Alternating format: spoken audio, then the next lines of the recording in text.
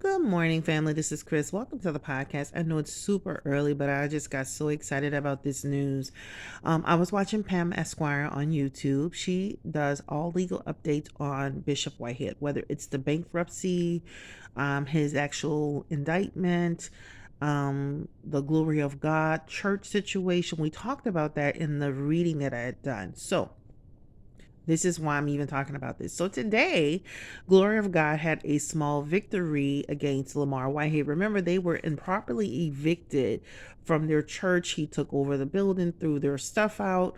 And he doesn't even pay utilities. They still pay all utilities on the church. Well, to make a long story short, and you can follow Pam Esquire to go back to the beginning, but to make a long story short, he took over this church, threw these people out, he improperly evicted them, and then he filed bankruptcy on a church that he doesn't even own in order to stall the legal proceedings between them.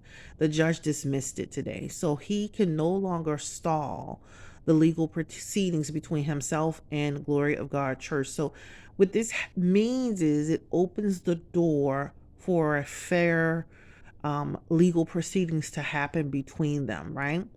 There's a lot that's going on with the Glory of God church situation. I believe the church was in bankruptcy at one point, and this is how Lamor Whitehead kind of got involved with it. And as I said before, I feel like Glory of God will, of course, see some victory, but they definitely need to get it together. And I think this is a lesson learned about keeping things on the up and up as it relates to where you occupy, so things like this won't happen. Follow Pam Esquire. She's got it from the beginning as to, you know, how he got the building, why he got the building, how was this all even possible? So make sure you follow her. I want to give credit to where credit is due because she keeps me informed of the latest updates on Bishop Lamor Whitehead. Again, this is a small victory for Glory of God Church. This means it opens up the opportunity for them to have a fair chance at obtaining the church. And again, we talked about this in the reading. But as I said in the podcast, they need to do their part to make sure that they play, chess and not, checkers with this man. And that, once this is the dust settles and hopefully they are victorious in this situation, that they do everything that they can to make sure that their paperwork is up to date, that their church isn't falling into bankruptcy, so the likes of someone like Bishop Whitehead won't get their hands on it. I know it sounds confusing, but for some reason their church was in bankruptcy, and he and the man who technically is, I guess, the trustee over this particular property made some type of agreement, but he improperly evicted these people, and this led to a series of events, and then come to find out they're still paying on certain aspects of the building. It's so much confusion. But the bottom line is, I hope this is a lesson to Glory of God when the dust settles, that you just got to take care of business, and you have to make sure you have your paperwork in order, and that if, whatever bills are due or whatever agreements that you're making with whomever is in charge of that building, that you do that, so that once again, like I said, and I'm reiterating this, that it doesn't fall in the hands of someone like Whitehead or anyone else that decides to come along.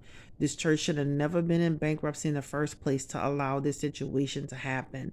So as much as we loved the victory over Whitehead, we also got to make sure that we are accountable for our actions in this world, and we are accountable for our sorry about that short break. But yeah, I just wanted to just say it towards the end is that, hopefully again, this is just a huge learning lesson for a Glory of God. They are doing a fast on Pam Esquire's channel for the church. Feel free to join them if you want to join that fight. I am definitely going to be doing my own thing to ensure that Glory of God has some victory over this situation. Guys, stay blessed, stay encouraged and empowered. Even though I am a spiritualist, I am Methodist by denomination. I know a lot of people know that and some people don't. So I am still that young little church girl who definitely wants to see the right thing happen. Okay. Um, Thank you so much for listening. Don't forget to like, comment, and subscribe. This is the podcast, the Chat with Nola podcast. Good morning. Have a blessed day. And this is a victory for Glory of God Church. Hallelujah. Take care. Bye bye.